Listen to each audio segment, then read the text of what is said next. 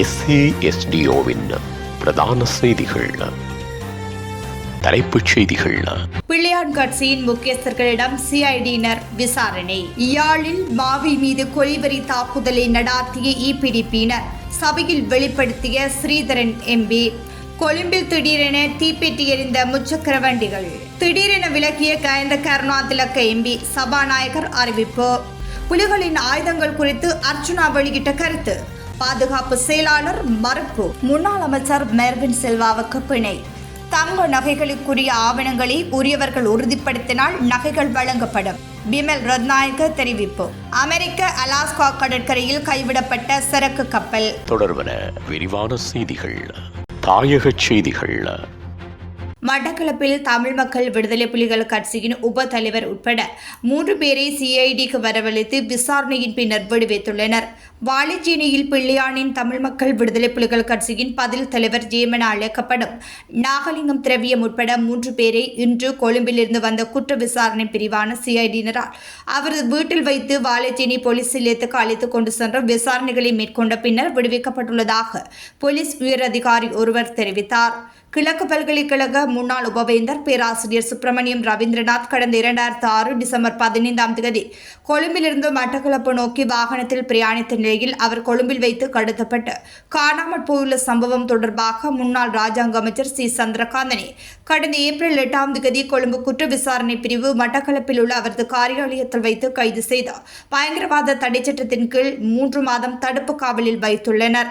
இந்த சம்பவம் தொடர்பாக விசாரணையினை அடுத்து மட்டக்களப்பு 1வது வாவிக்கரை வீதியில் அமைந்துள்ள தமிழ் மக்கள் விடுதலை புலிகள் கட்சியின் தலைமை காரியாலயத்தை கடந்த 30 கொழும்பிலிருந்து வந்த CIDயினர் விசேட அதிரடிப்படையினர் சுற்றி வளைத்து சுமார் 12 மணித்தியாலம் சோதனை நடவடிக்கை ஒன்றை முன்னெடுத்தனர்.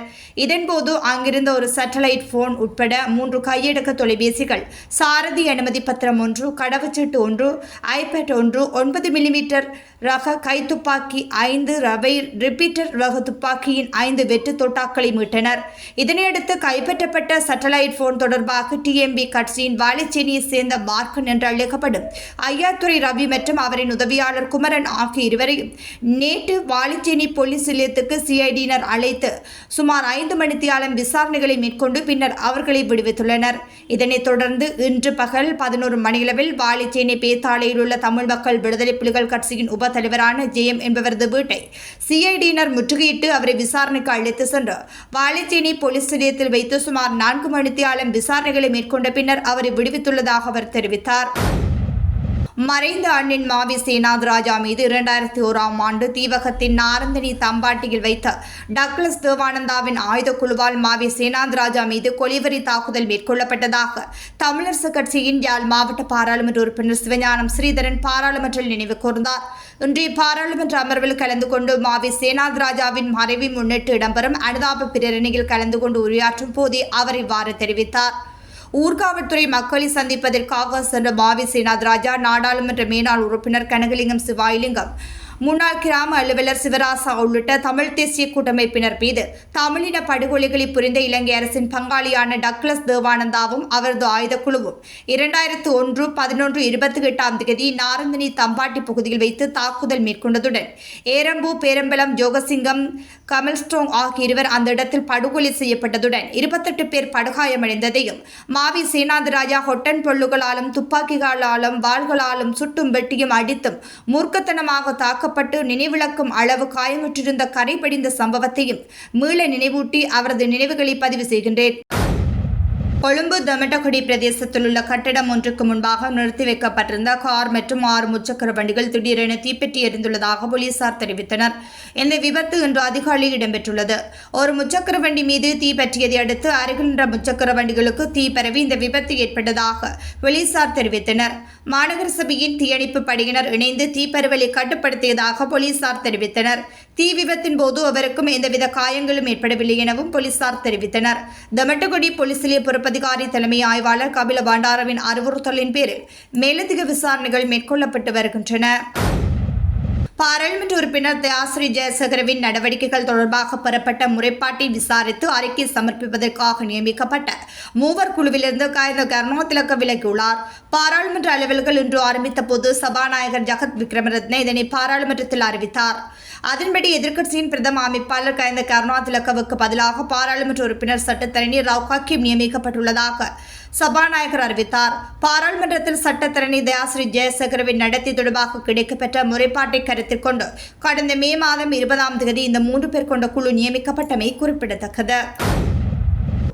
விடுதலை புலிகளின் தலைவர் வேலுப்பிள்ளை பிரபாகரனுக்கு சொந்தமான ஒரு தொகை ஆயுதங்கள் சமீபத்தில் சுங்கத்தால் விடுவிக்கப்பட்ட கொள்கலன்கள் மூலம் நாட்டுக்கு கொண்டு வரப்பட்டதாக நாடாளுமன்ற உறுப்பினர் ராமநாதன் அர்ஜுனா நாடாளுமன்றத்தில் கூறிய கூற்றுக்களில் பாதுகாப்பு அமைச்சகம் கடுமையாக மறுத்துள்ளது.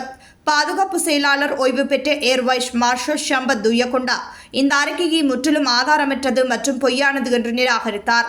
அத்தகைய குற்றச்சாட்டுக்களை ஆதரிக்க எந்த ஆதாரமும் இல்லை என்றும் அவர் தெரிவித்தார். பண மோசடி செய்த குற்றச்சாட்டில் கைது செய்யப்பட்டு விளக்கமறியலில் வைக்கப்பட்டிருந்த முன்னாள் அமைச்சர் மேர்வின் சில்வாவை பிணையில் விடுதலை செய்ய கொழும்பு மேல் நீதிமன்ற நீதவான் இன்று உத்தரவிட்டுள்ளார். பண மோசடி செய்த குற்றச்சாட்டில் குற்றப்புலனாய்வுத்துறையால் மார்ச் மாதம் மேர்வின் சில்வா கைது செய்யப்பட்டார்.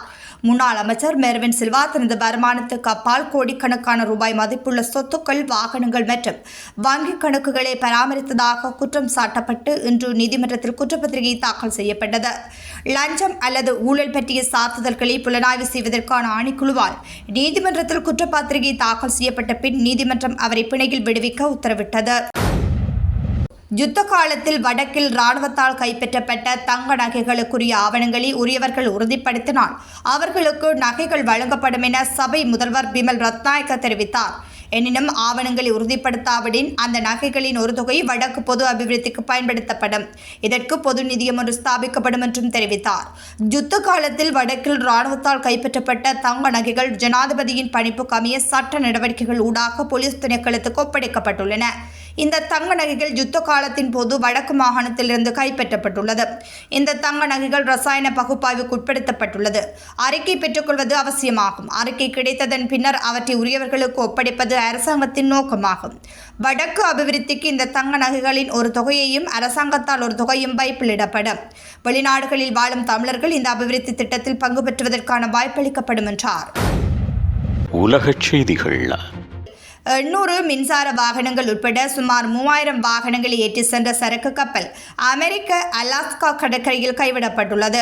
கடும் தீப்பரவலை அடுத்து அதனை கைவிட்டதாக கப்பலின் இயக்குநரான சோடியாக் மேரிடைம் நிறுவனம் தெரிவித்துள்ளது.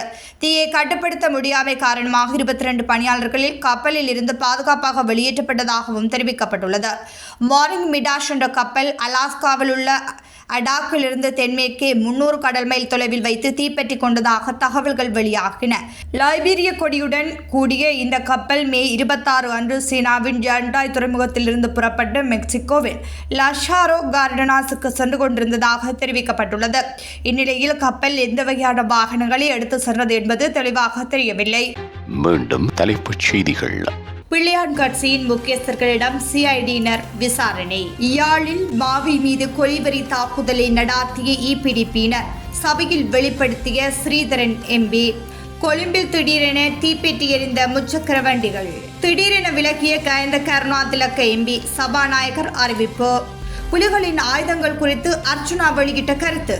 பாதுகாப்பு செயலாளர் மறுப்பு. முன்னாள் அமைச்சர் மேர்வின் சில்வாவுக்கு பிணை. தங்க நகைகளுக்குரிய ஆவணங்களை உரியவர்கள் உறுதிப்படுத்தினால் நகைகள் வழங்கப்படும். பிமல் ரத்நாயக்க தெரிவிப்பு. அமெரிக்க அலாஸ்கா கடற்கரையில் கைவிடப்பட்ட சரக்கு கப்பல்.